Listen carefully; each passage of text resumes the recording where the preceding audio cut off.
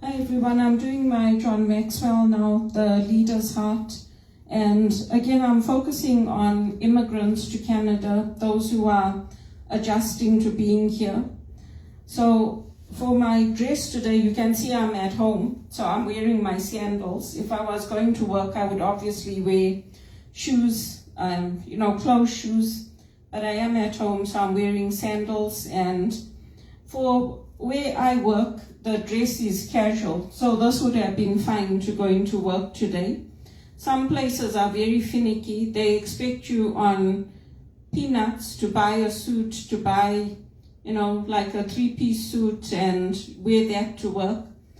But most places in Canada are not. So for this, because the skirt is fairly see-through, I have a half slip underneath, and I'm just staying cool in this hot weather.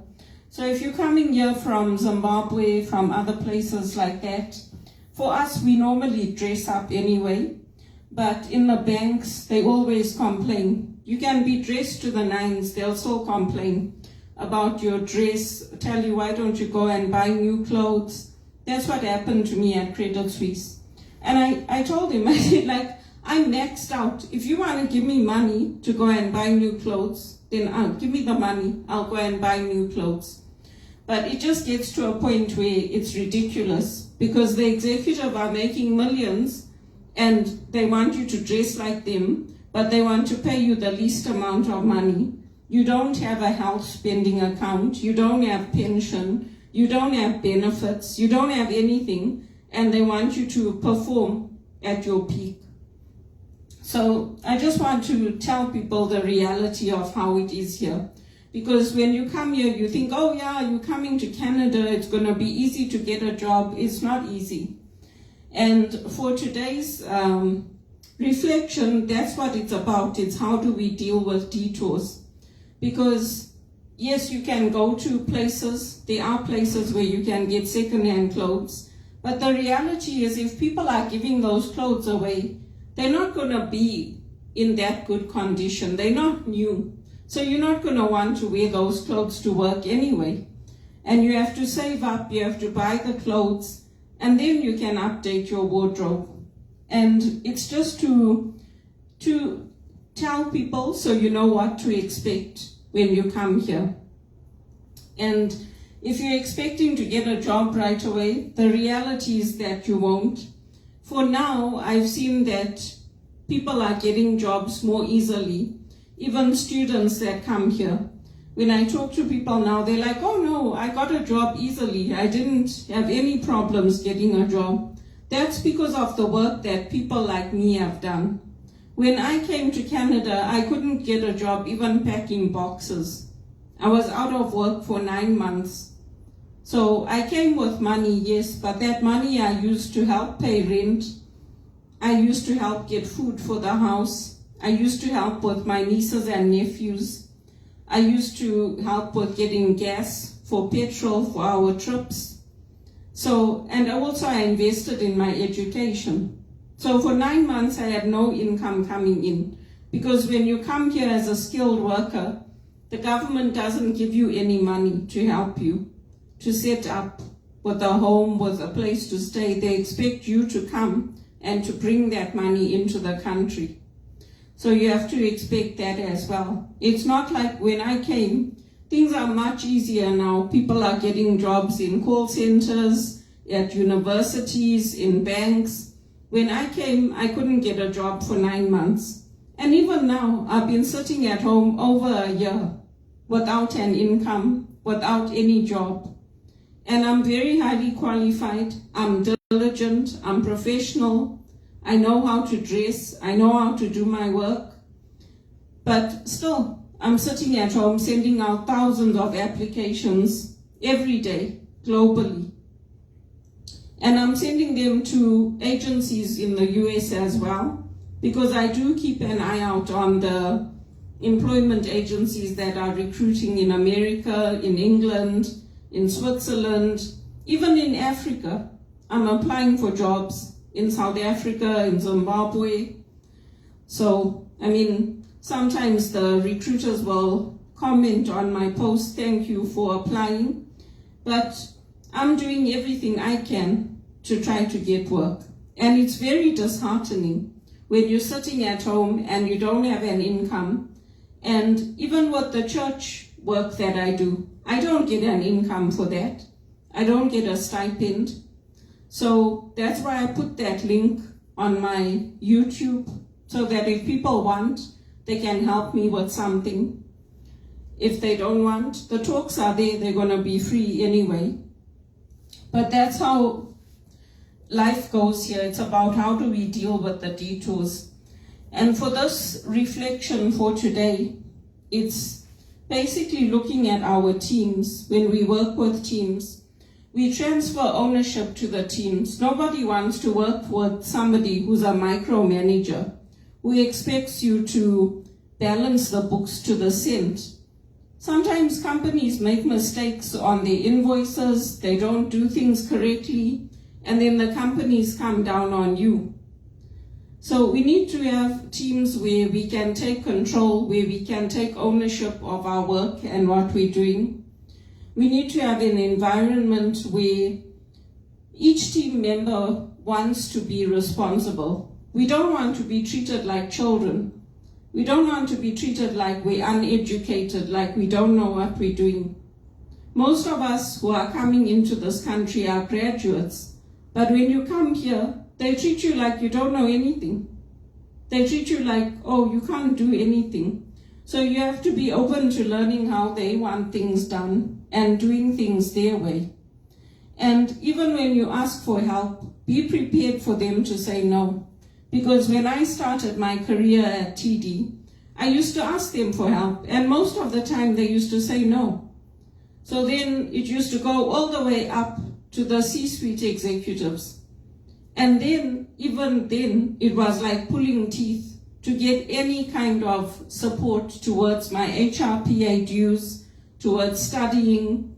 They didn't give any consideration that I grew up in a disadvantaged background in Africa, in Zimbabwe. They didn't give any special consideration to the fact that I was working and studying. I had no special treatment. I had no exceptions made. And so that's what you have to expect here. I don't get anything, nothing. So whatever I've done and accomplished in Canada, I had to do it on my own. And even when I was in South Africa, I worked and studied. I didn't squander my money. I didn't spend it out going drinking. I didn't spend it on doing drugs. I kept to myself and I did my work. And I lived in a Catholic community, which helped, because you get lonely when you're at university and you're away from your family. It can be very hard. And when you come here from Zimbabwe and Nigeria, you're leaving behind everybody that you know, and you're coming to a new environment, a new community. They'll either tell you that you're underdressed or you're overdressed, or your accent is not good enough, or you don't know how to speak. I had to take training. My boss at TD organized training for me to speak because they didn't like how I was speaking. So for me, it was insulting because I have done black tie events in Zimbabwe. I presented in Zimbabwe. I've been an MC for black tie ceremonies. And then they're like, no, you need to go and get training. So I took the training. Same with the John Maxwell. Whatever I had to change, I changed. Did it hurt me? Yes, it hurt me. Because I wasn't coming into this country as somebody who was uneducated, somebody who didn't have degrees, diplomas, somebody who hadn't had life experience. I was bringing all of that with me. But that's how they treated me. So you have to remember that when we say we want responsibility, we're not joking, and they're like, oh, shame. That's how they treat you. So you have to be prepared for that, for the insults, for the putting you down, and you have to be prepared that you have to change. If you don't change, they don't care. It's like you came to this country We don't owe you anything, and we're not going to help you. We're not going to make any exceptions for you. And people have tried. The Jesuits have tried to get them to change. They've tried to get them to implement exceptions, especially if somebody is like me and they're hardworking and they're diligent.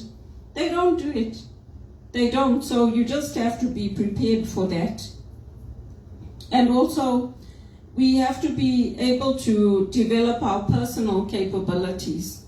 So for me, if I didn't have the swimming pool and all that in my last condo, when I moved in here, I wasn't expecting them to build it. But now that I have it, I make the most of it, and I stretch myself. I try to make sure that I'm growing, that I'm developing my personal capabilities. And it's the same with my family. With my brother, I encourage him to go out to find out what's there in the community where he's living in England, to make friends. I encourage him to do it. And if I had money, I would also be going out to events, in-person events, making more friends. But if you don't have an income coming in, and most of your life is spent in unemployment, how are you supposed to do that? And also with friendships, things change. People get married, they move to other areas.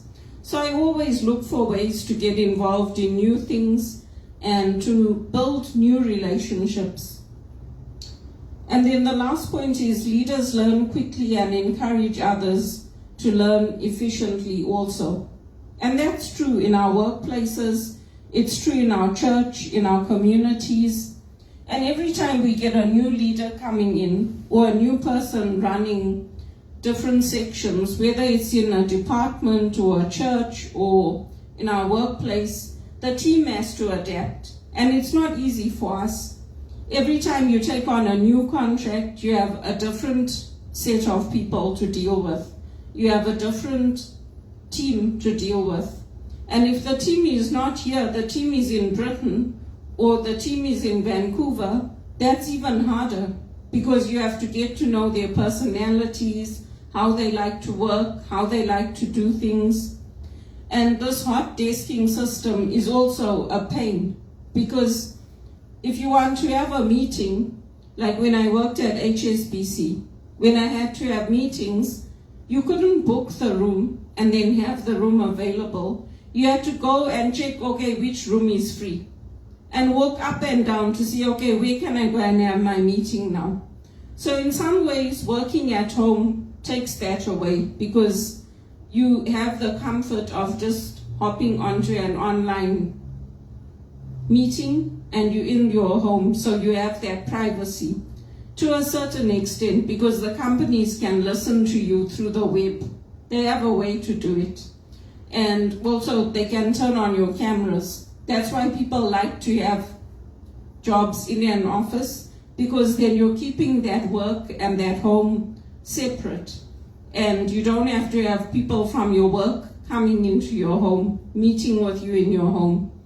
And that's how we grew up in Zimbabwe. Because of COVID, people ended up working at home.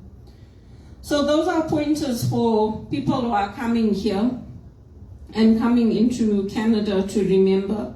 I always share what I've gone through so that others can learn from me. And even in the banks, even with this global fund, they were supporting prostitution, promoting sex work. And because people like me spoke up, they changed. But if you don't speak up, if you don't use your voice, there is a cost to it when you do. But if you don't, they'll do whatever they want with you. Just like they took Saint Bakita into slavery and they made her a sex worker, they'll do the same to us. That's why we have to speak up. There was prostitution in the bank in TD, and they didn't hide it. They told me. They said, you must leave. By 5, you need to leave. Don't stay here extra. I said, why? What if I've got work? They're like, no, you need to leave because there's prostitution in the bank. And some of the traders are bringing prostitutes up in the evening. So, what do? This is the reality for us as women. This is the reality. So people cry, the women cry when I tell them, because they're like, we thought we left this behind in Nigeria because that's what they do to us at the universities. I said, well, it's not that different here. It's not that different. The guys that have the money, and there are some women, that's all they care about. It's like, well, if they've got the money and everything, what do we care? But for those of us who come from good homes, who come from Christian families, you need to be prepared because this is the reality of what we're dealing with. We're dealing with it every day. And there's even women that came into the One campaign. They were saying the same thing when we had our first meeting here with this new team that's running it.